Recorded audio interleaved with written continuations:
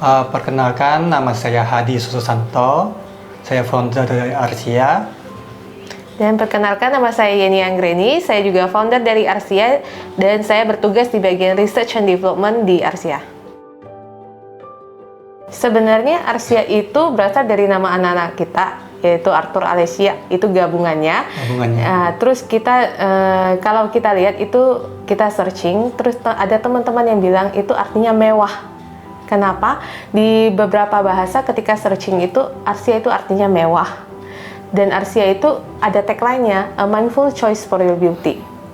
Jadi, di sini Arsia ingin semua pemakai produknya bukan hanya make-make gitu aja, tapi mereka memang sudah sadar terhadap pemakaian produk tersebut memang harus ada yang baik untuk manusia, ramah untuk manusianya, dan ramah untuk lingkungannya. Arsia berdiri pada tahun 2019, 1 Januari tepatnya. Kami berdiri itu dikarenakan dari kasus anak-anak kami, yaitu anak perempuan kami yang rambutnya sangat tipis. Kami mencoba berbagai produk, tapi sampai umur 1 tahun rambutnya tidak ada perubahan. Jadi dari Bapak Hadi, dia mencoba kemiri yang katanya warisan dari nenek moyang kita itu baik untuk pertumbuhan rambut. Maka dicobalah diekstrak dari kemiri jenis apapun, baik itu kemiri Jawa, kemiri Banjar maupun kemiri Singkawang. Dan pada saat itu yang bereaksi pada anak kami itu kemiri Singkawang, pertumbuhan rambut itu sangat cepat. Nah, dari situ kami berusaha untuk melegalkan produk kami ini. Produk pertama kami itu minyak kemiri ini termasuk ke dalam kosmetika. Jadi mau nggak mau kita mesti ke BPOM. Dari situ tuh kita pengurusannya cukup lama juga sampai mendapatkan legalnya. Kurang lebih ya sekitar 1 tahun kita mengurus perizinan BPOM-nya sampai saat ini. Terus Arsia ini juga dari sini kami berkomitmen, karena pembangunan Arsia tidak mudah. Kita bukan mulai dari nol, tetapi kami mulai dari minus, di mana saat itu kami juga dalam kondisi bangkrut, tidak punya keuangan kami sangat tidak stabil. Pembangunan ini itu benar-benar menguras biaya yang sangat besar dan tenaga. Kalau boleh diceritakan, itu asisten apoteker pertama kami itu tidak digaji 3 bulan. Ya, selama 3 bulan itu kita tidak menggaji dia, dan dia ingin bekerja sama dengan kami membangun Arsia ini dan membantu kami mengurus izinnya ke BPOM. Sehingga waktu dia berhenti pun kita masih menjaga hubungan baik dengan dia, dan gaji 3 bulannya kita kembalikan dengan lebih-lebih sih. Terus setelah itu pembangunan itu kita lakukan bertahap. BPOM audit, BPOM itu dasarkan, ini kita juga nggak mau kalau produk Arsia itu nggak bisa dipakai oleh kaum muslim kan, karena kita tahu sendiri semua produk itu diwajibkan halal pada tahun 2027. Maka pada tahun pertama pun Arsia sudah langsung mengurus halal. Kita berkomitmen dari awal bahwa bukan hanya mengurus BPOM, tapi kita langsung mengurus izin halal juga. Dan memang puji Tuhan, perizinan halal yang duluan keluar perizinannya. Setelah itu 1 bulan kemudian baru perizinan BPOM kami yang keluar. Dan di sini kami punya 3 sertifikasi, yaitu ada dari sertifikasi BPOM, terus kami juga punya sertifikat GMP, Good Manufacturing Product, dan kita juga punya sertifikasi halal.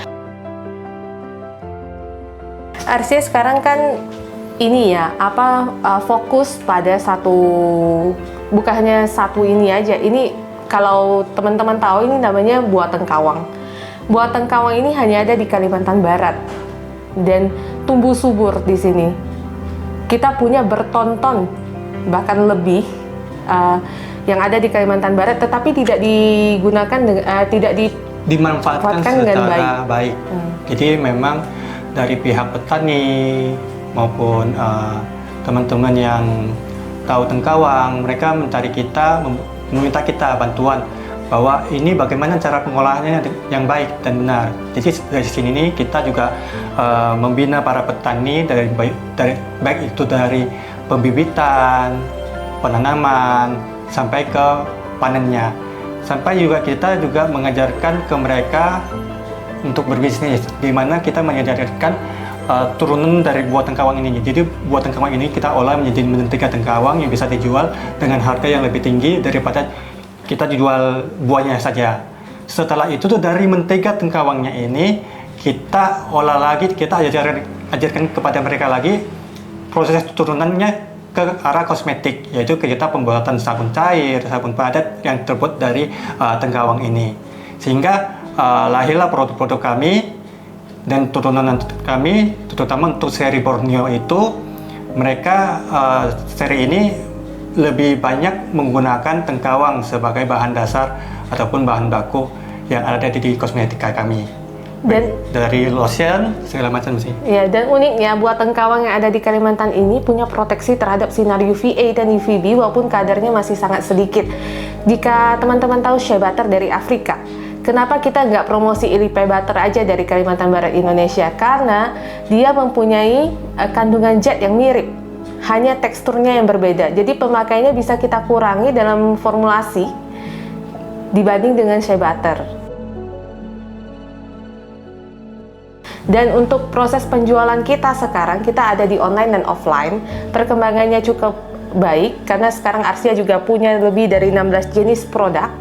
Kalau di offline mungkin di Pontianak kita agak kurang ya, karena edukasi pembeli belum cukup banyak. Dan kita hanya titip-titip di toko-toko, di toko perlengkapan bayi, dan dep store. Kalau secara online ini permintaannya lumayan, karena ini produknya termasuk unik, menggunakan Ilipe butter. Dan ini kalau untuk pabrik-pabrik besar seperti Marta Tilaar, Mustika Ratu, mereka juga menggunakan bahan baku ini jika di searching di produk mereka. Dan beberapa Arsia juga mensuplai bahan baku kepada pabrik.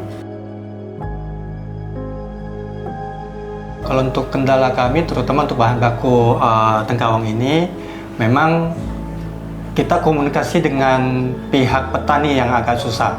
Pendekatan kita kepada petani ini itu sangat susah karena petani ini pemikirannya masih tradisional banget. Dan kita memang ingin mengarahkan mereka lebih baik lagi. Jadi dari pengolahannya segala macam, sehingga itu yang menjadi kendala kami. Dan juga untuk akses ke tempat mereka juga cukup rumit ya, dan juga cukup dalam.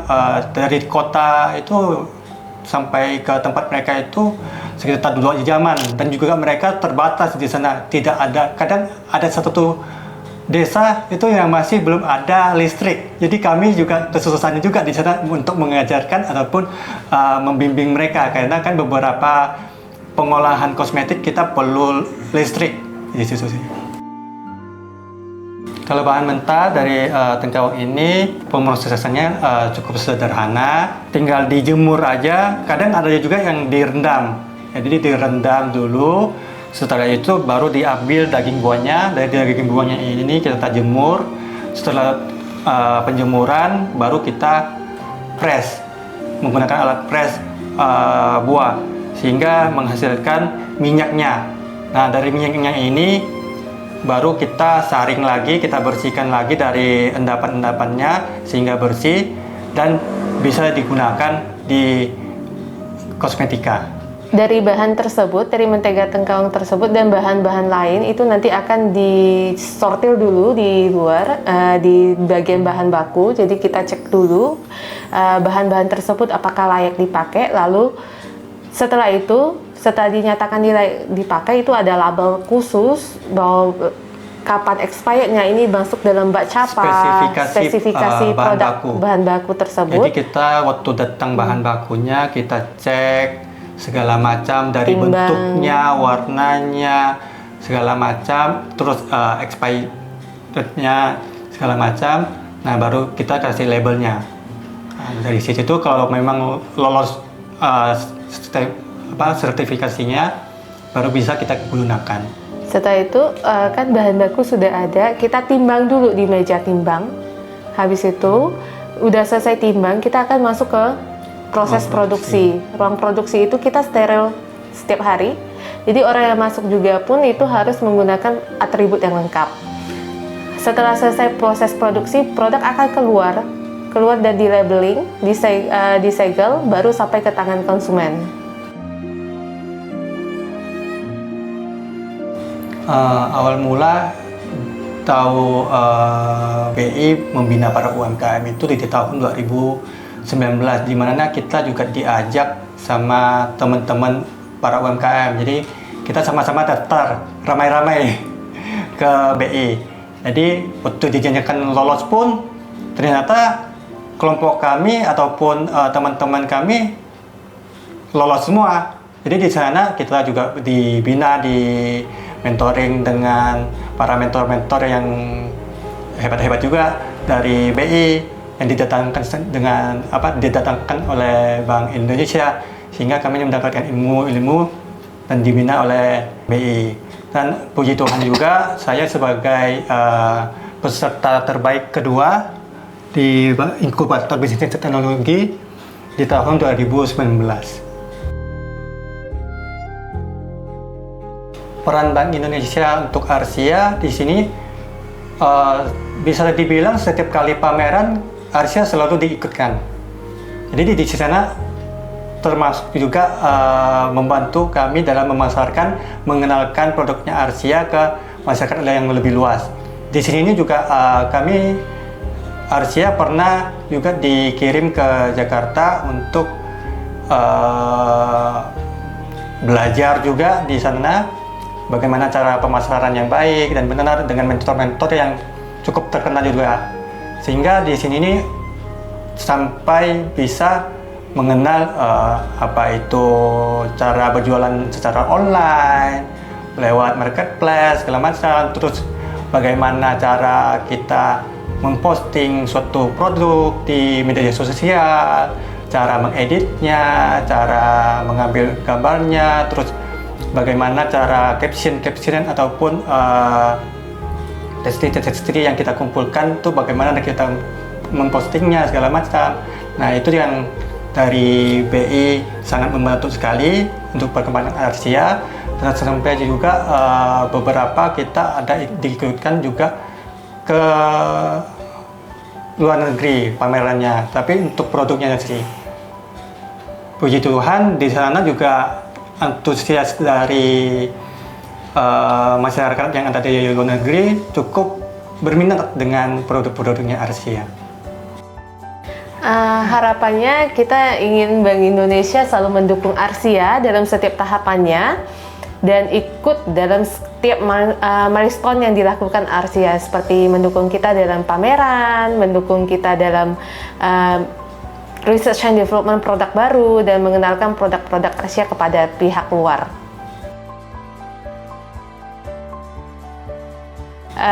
Buat teman-teman yang akan merintis, kalau bagi Arsia itu mulai aja dulu, seperti tagline-nya Tokopedia.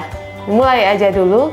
Arsia juga modal dari nekat, dimulai dari minus, bukan dari orang yang punya harta. Kami bukan pewaris, kami itu perintis di sini. Jangan pantang menyerah, tetap semangat, dan juga jangan menyerah. Pantang menyerah, dan ingat kita juga harus berkomitmen bahwa kita akan memberikan manfaat bagi orang lain. Jadi kita juga menganut sistem bisnis berkah. Jadi di mana kita memperlakukan orang lain dengan baik, pastinya kita juga mendapatkan berkah dari sana. Walaupun kita tidak mengeluarkan materi, tapi kita dengan memberikan uluran tangan membantu mereka dengan ikhlas, saya yakin rezeki pasti datang dan akan diberikan sama yang di atas.